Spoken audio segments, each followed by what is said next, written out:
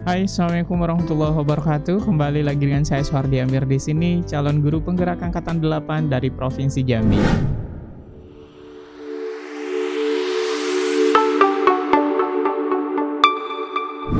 Pada kesempatan ini, saya akan memaparkan demonstrasi kontekstual visi guru penggerak. Untuk merumuskan visi guru penggerak, kita dapat menggunakan pendekatan inquiry apresiatif. Pendekatan ini bertujuan untuk mengenali aspek positif yang sudah ada di sekolah dan mencari solusi untuk mempertahankannya, serta merancang strategi untuk mencapai perubahan yang lebih baik. Agar dapat menerapkan pendekatan inquiry apresiatif, maka langkah yang dapat dilakukan adalah dengan menggunakan metode Bagja. Bagja sendiri terdiri dari buat pertanyaan utama, ambil pelajaran, gali mimpi, jabarkan rencana, dan atur eksekusi.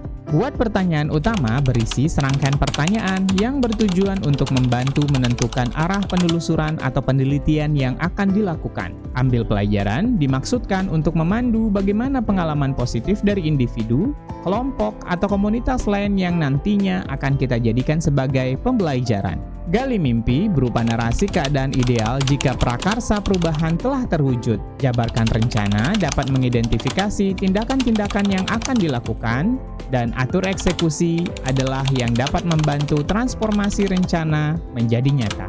Berikut ini adalah visi guru penggerak yang telah saya buat. Untuk mewujudkan visi saya tersebut, maka saya membuat prakarsa perubahan, yaitu meningkatkan kreativitas dan semangat belajar peserta didik dengan menggunakan edu-teknologi.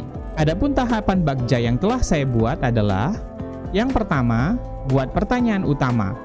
Pertanyaannya adalah, bagaimana cara meningkatkan kreativitas dan semangat belajar peserta didik dengan menggunakan edu-teknologi, sedangkan tindakan atau penyelidikannya antara lain melakukan dialog dengan kepala sekolah dan kolaborasi dengan rekan sejawat. Selanjutnya adalah melakukan pencarian referensi dan mengamati praktik-praktik terbaik dalam meningkatkan kreativitas dan semangat belajar peserta didik melalui penggunaan edu-teknologi. Melakukan penelusuran untuk memahami karakteristik peserta didik berdasarkan hasil asesmen diagnostik.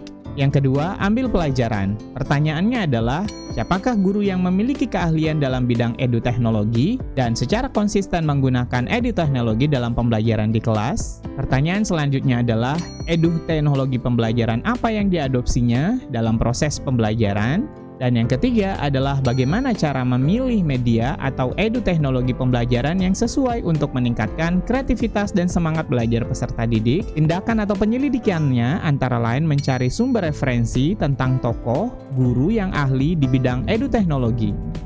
Yang kedua adalah mencari referensi media atau edu-teknologi pembelajaran yang sesuai untuk meningkatkan kreativitas dan semangat belajar peserta didik. Yang ketiga, gali mimpi. Pertanyaannya antara lain, apakah pemanfaatan edu-teknologi dalam pembelajaran dapat meningkatkan kreativitas dan semangat belajar peserta didik? Pertanyaan kedua adalah bagaimana caranya agar pembelajaran berbasis edu-teknologi dapat diterapkan pada guru mata pelajaran lainnya? Dan yang terakhir, apakah terdapat keterkaitan antara pemanfaatan edu-teknologi dalam pembelajaran dengan dimensi profil pelajar Pancasila? Tindakan dan penyelidikannya antara lain melakukan pembuatan lembar observasi yang mencatat kreativitas dan semangat belajar peserta didik. Yang kedua, melakukan kolaborasi dengan rekan sejawat untuk memberikan pembelajaran yang berbasis edu-teknologi. Dan yang terakhir, mencari referensi tentang dimensi profil pelajar Pancasila dan berkonsultasi dengan orang yang lebih kompeten dalam hal tersebut. Yang keempat adalah jabarkan rencana.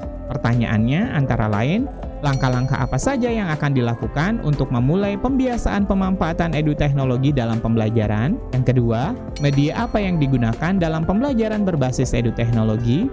Dan yang terakhir, bagaimanakah upaya untuk mempertahankan dan melanjutkan penggunaan edu-teknologi secara konsisten dalam pembelajaran di kelas? Sedangkan tindakan atau penyelidikannya adalah menghasilkan alat bantu pembelajaran atau LKPD dan instrumen penilaian yang sesuai dengan penggunaan edu-teknologi. Yang kedua, mengeksplorasi dan memilih media pembelajaran berbasis edu-teknologi yang sesuai dengan karakteristik peserta didik dan materi pelajaran yang diajarkan. Dan yang terakhir, memberikan penghargaan atau reward kepada peserta didik yang menunjukkan kreativitas dan semangat belajar tinggi sebagai bentuk apresiasi dan pengakuan atas prestasi mereka. Dan yang terakhir adalah atur eksekusi. Pertanyaannya adalah, siapa yang bertanggung jawab dalam memantau kelancaran dan konsistensi pemanfaatan edu-teknologi dalam pembelajaran? Tindakan atau penyelidikannya adalah merencanakan jadwal kegiatan pembelajaran yang menggunakan edu-teknologi dengan variasi yang berbeda setiap minggunya. Demikian sahabat Merdeka Belajar, video pada kesempatan kali ini. Mudah-mudahan ini menginspirasi. Salam dan bahagia. Wassalamualaikum warahmatullahi wabarakatuh.